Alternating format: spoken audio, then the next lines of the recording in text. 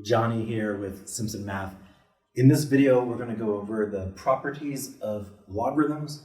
Whenever we learn some new concept, once we've practiced, dealing with it a few times, we spend a lecture on properties of it, like what is legal to do with these logarithms. So we're going to talk about three main properties today. We've already talked about in previous videos a zero power, an identity, and inverse properties of logarithms. I'm not going to be talking about them today. I'm going to be talking about the product, quotient, and the power property of logarithms. Let's just get started with the product. The first property is, if you ever have a logarithm, some base b, and inside the argument of your log, you have the product. This is m times n. It can be rewritten as the sum of two logs. So I have log base b of the first factor in the argument added to the same log base b of the second factor in that argument. Logarithms are just those exponents or those powers. It should have that feel to it of, if you ever multiply common bases like x squared times x cubed, the common base x would stay the same, and we simply add the exponents 2 and 3 to become x to the fifth. It's that same idea. I'm multiplying inside. I can rewrite that as addition. It's that same idea. Multiplication, addition. So, first example, I've got log of 10x. I see that I have a product in here. So what I would like to do is rewrite it. I'm just rewriting this logarithm. Maybe I'm simplifying. I'm expanding it out. So I have the log of a product, and it can be rewritten as log of the first factor added to log of the second factor. And we can simplify log 10. This says the understood base 10 raised to what power would give me 10? Well, that's simply 1. So I've expanded this logarithm.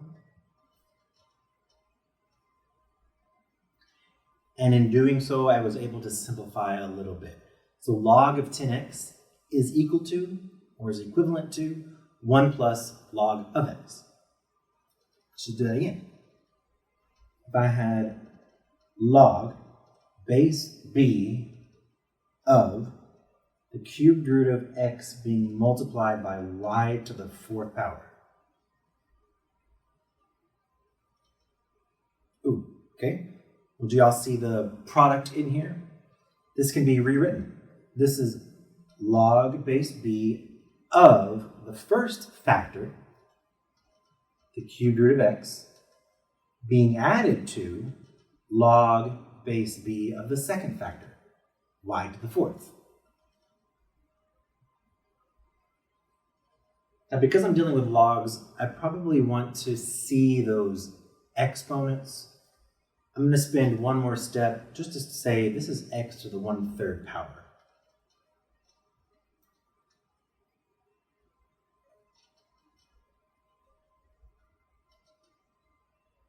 And there is more we could do with this, but for the product property, I just want to show that expanding process. Let's move on to the quotient property. Quotient property, I bet you already know what it's going to be dealing with. But it says this: if you have log of a quotient, so instead of m times n, I'll have m divided by n.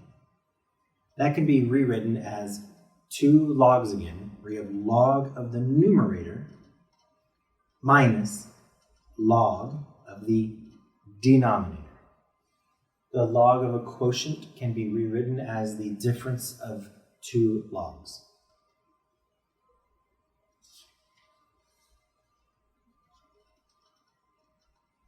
Let's do an example real quick. Let's do something like the natural log of e to the fifth divided by 7. In this form, I'm not able to simplify. The base is e, so if I tried to simplify, I would ask myself, e to what power would give me e to the 5th power all over 7? No, the all over 7 messes everything up. But what I can do is I can separate this out.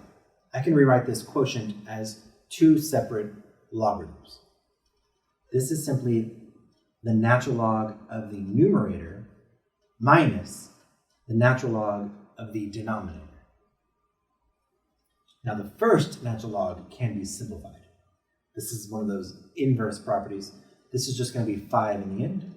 So I have 5 minus the natural log of 7. I took the natural log of this quotient, I expanded it into 2 logarithms being subtracted, and then I was able to simplify.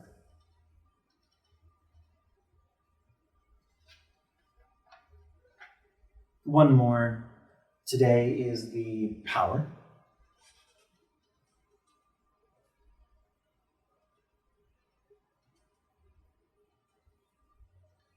And that simply says if you have some logarithm with a base and your argument is being raised to a power. It could be inside parentheses, outside parentheses, doesn't matter. Log base b of some argument being raised to the p power. That power can roll off the log and be treated as a coefficient. It can be treated as a product. So this is now, or it's equivalent to p times log base b of m. So if you have m to the p as your argument, the p can just be treated as a coefficient. That p just kind of rolls off the log. Let's do some examples.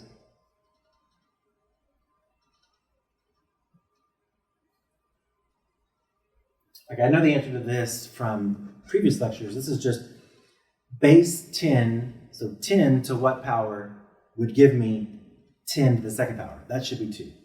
But I'm going to use a power property to rewrite this. The power of 2 is on the argument, so I can pull it out front of the logarithm. So I have 2 times log of 10. Log of 10, well, that's just the identity. 10 to the 1st power is 10, so this is just 1. So I have 2 times 1, 2. It's pretty trivial. Let's do another example.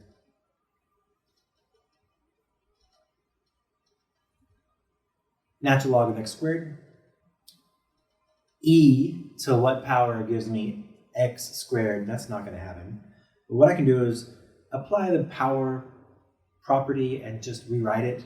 This is still expanding. We have 2 times the natural log of x. I'm not sure which one is more simple, but these are equivalent.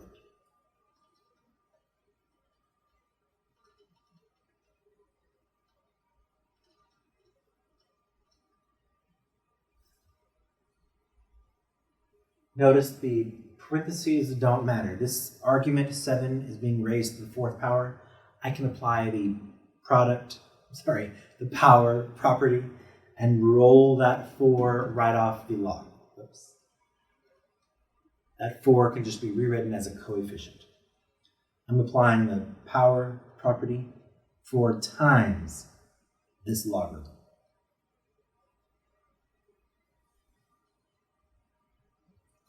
Nothing to simplify here. 5 to what power is 7? I don't know. Oh, here we go. Now let's take all of those properties and expand the given logarithm. So I'm going to give a logarithm here, something like this.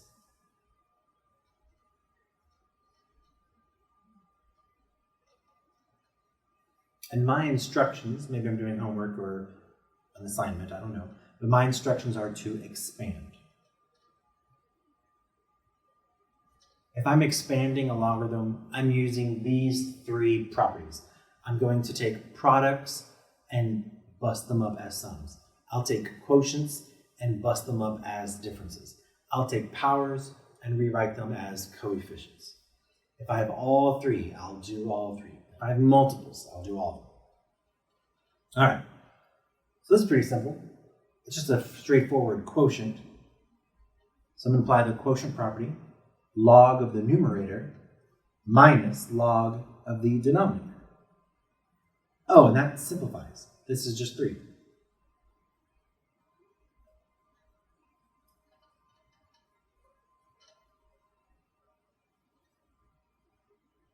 Let's try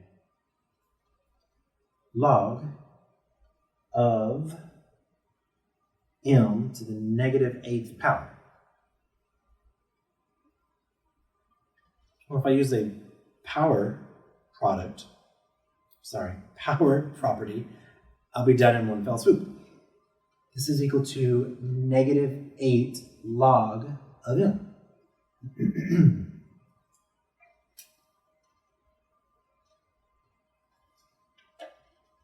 Now I'm going to do that problem again. Log of m to the negative 8th power. Some people may see that m to the negative 8 and think, oh my goodness, I've got a negative exponent. I need to take care of that first. I need to reciprocate that m. That's totally legal. M to the negative 8th power can be rewritten as 1 over m to the positive 8th power. So I'm not applying any log rule. I'm just applying an old exponent rule. It says negative exponents are kind of nasty, so let's just rewrite it like this. Now, all of a sudden, I don't have a power, I've got a quotient. So I'm going to use the quotient property just to rewrite this. Log of the numerator minus log of the denominator.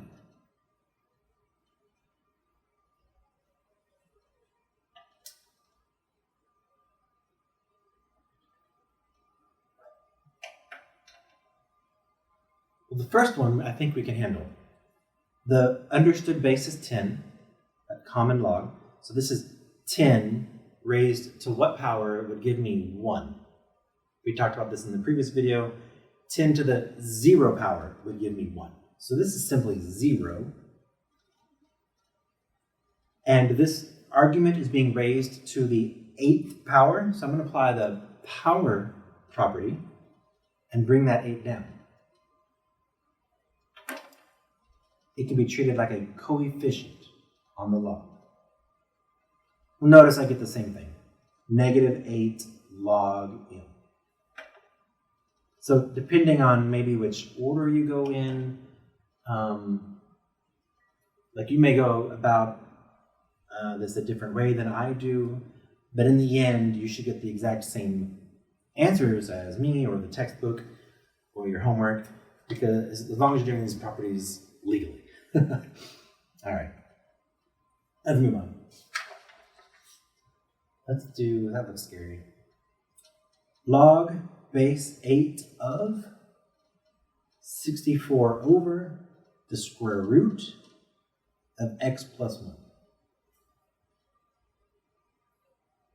All right, what do you see? I see a giant quotient. So I'm going to expand this out. Log of the numerator minus log of the denominator. And also that square root symbol, because I'm talking about logarithms, I'm talking about exponents, talking about powers. I'm going to rewrite that as x plus 1 all being raised to a 1/3 power, like so. This is equal to log base 8 of the numerator minus log base 8 of the denominator, which I'm calling x plus 1 to the 3rd power, 1/3 power. Now this simplifies. 8 to the 2nd power gives me 64. This has a power of a third, so I'm going to use the power property and bring it down as a coefficient. Ooh, key thing here. The parentheses may not be required around the arguments of a log, like I did not write it here. Log of 1 is 0. Parentheses may not be required, but in this situation they are. I've got a base of x plus 1 and removing the power, rewriting it up front as a coefficient. The argument of this log is x plus 1. So if I just write x plus 1, it would read the log of x plus 1. So I need to make sure this x plus 1 is all inside, all inclusive, inside the argument of this logarithm.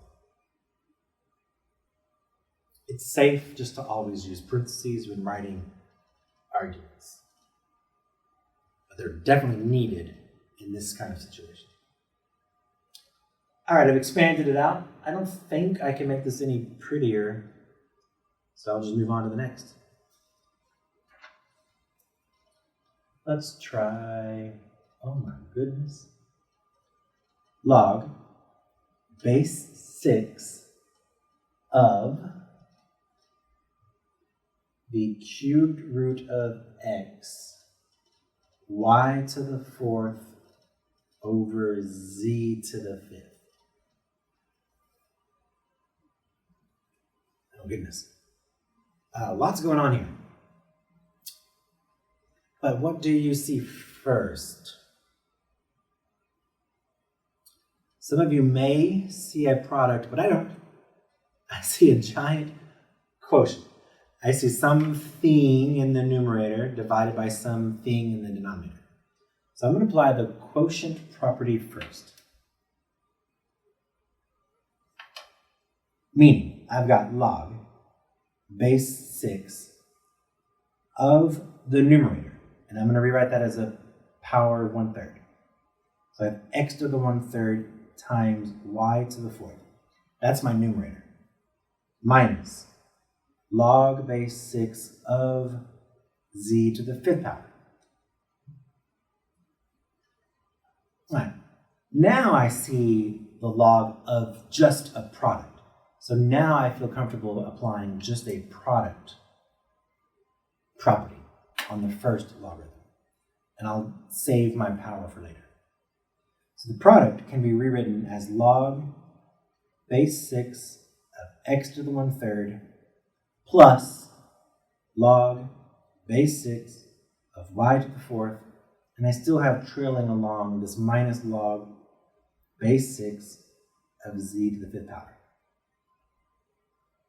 I can't bust up any more quotients or products, so I'm now going to use a power. I'm going to bring down the 3rd, bring down the 4, roll off that 5.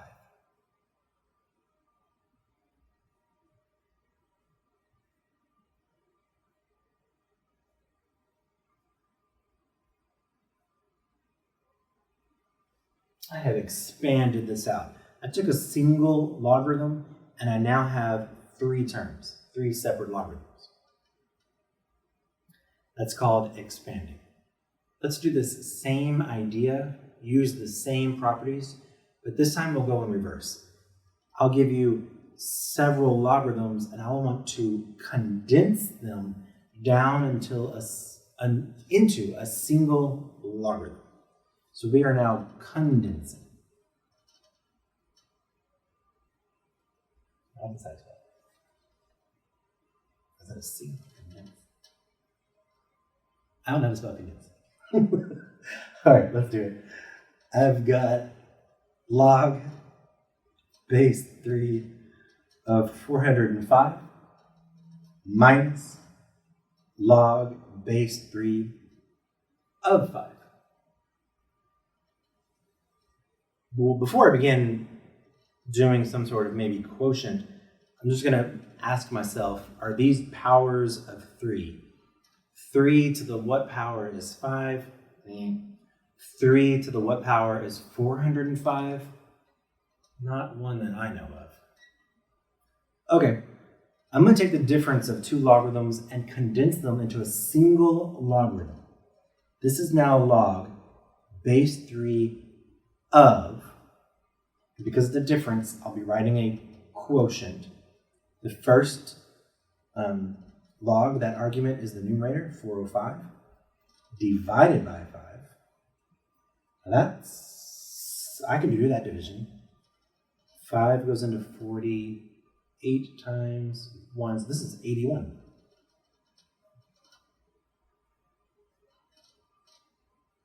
And 81 is a power of 3. Let me think about that for a second. 3 to the third power is 27. 3 to the fourth power is 81. Oh, there we go. That's a lovely 4.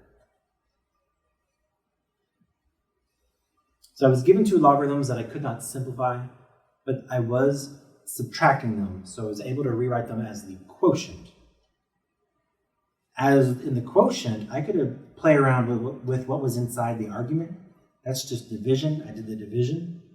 And then I could simplify this. 3 to the fourth power is 81.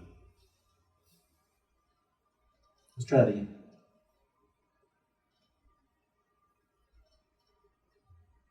Let's take log of x and add it to 7 log of y.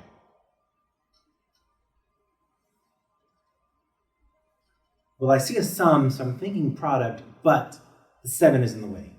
May not have mentioned it earlier, but if I want to apply a product rule, that coefficient needs to be a 1. Like here I had a coefficient of maybe a -1, so I was able to use a quotient.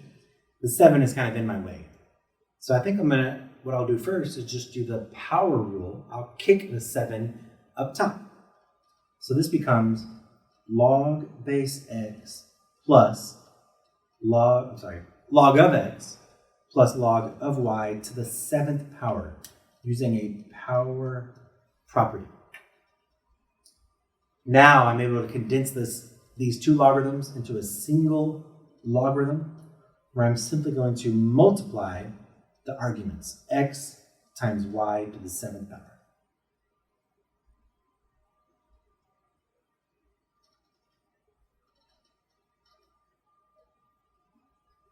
Our next example, let's take 2 natural log of x minus 1/2 natural log y.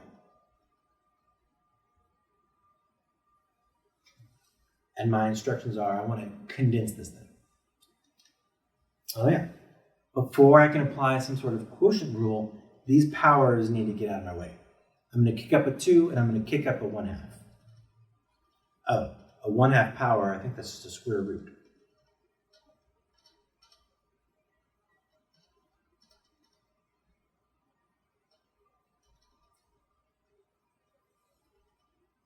All I did there was 2 power properties.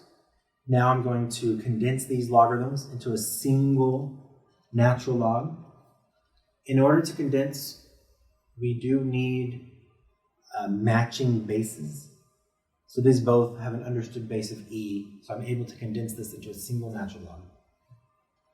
And I see a quotient with x squared up top, and I'll go ahead and write this as the square root of y down below.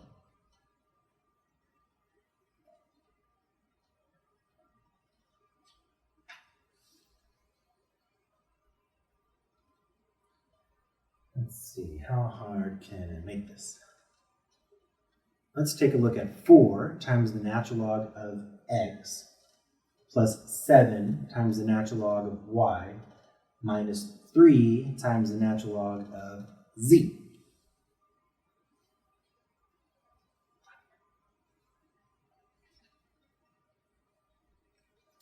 Product, quotient. Before I do that, I'm going to use the power rule to kick up the 4, 7, and 3. Now you could kick up a -3.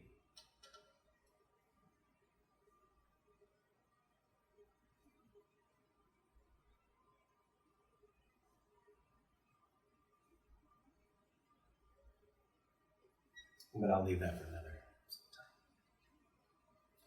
All right, I just used powers to kick up those coefficients. I left the negative where it belongs. And let's see how I want to handle this.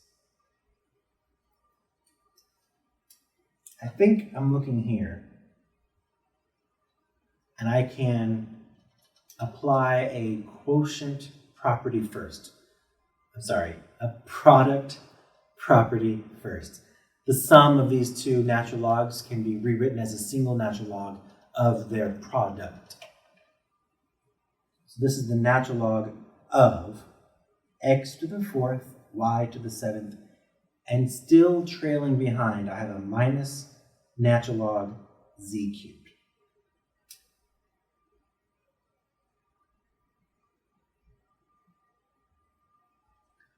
Now that I just have the difference, I feel comfortable with a quotient where the first argument, all of that is going to go in the numerator position. So the natural log of x to the fourth, y to the seventh all over z cubed.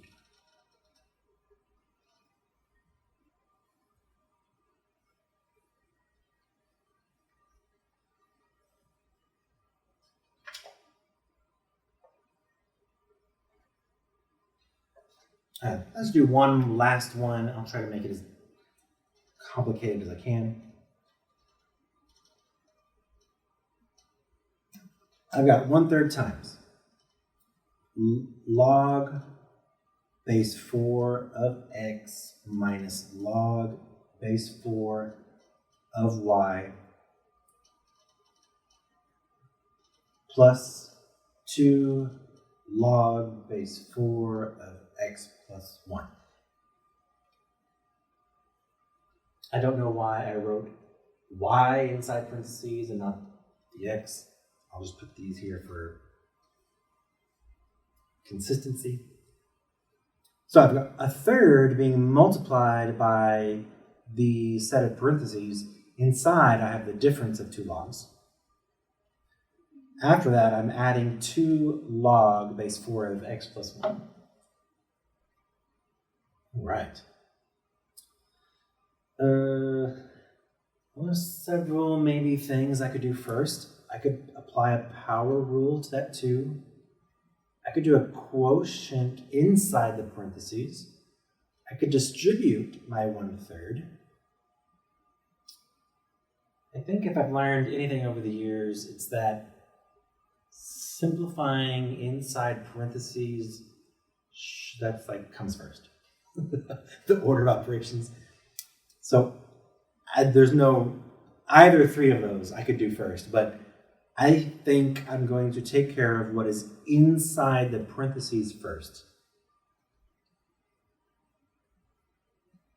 Inside the parentheses, I have the difference of 2 logs, so I can condense that into a single log, base 4, of, and because I'm subtracting, I'll be dividing, x over y.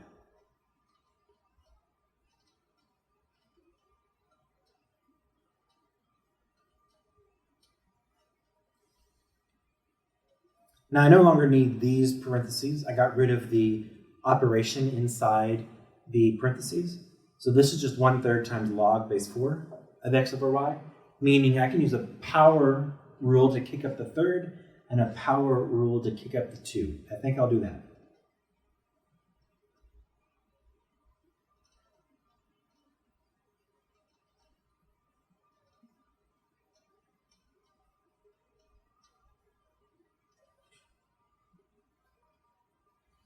I'm now adding 2 logarithms with these matching bases.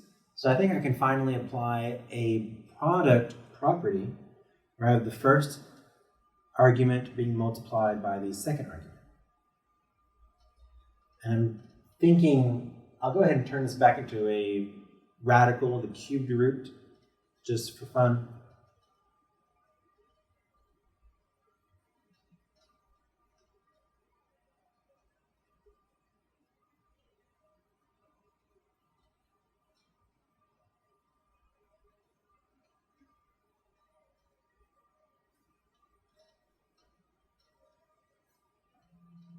I'm going to walk through that one again. Let's just see. I had, from the get-go, that mess. And I started off with a quotient property. I then used 2 power properties. I then did a product property. And for fun, I rewrote the 1/3 power in radical form, cube root of x over 3. Cube root of x over 1. All right, so in this video, we just expanded and condensed logarithms using these 3 properties of logarithms. Go do your homework. Hope that helped, and I'll see you in the next video.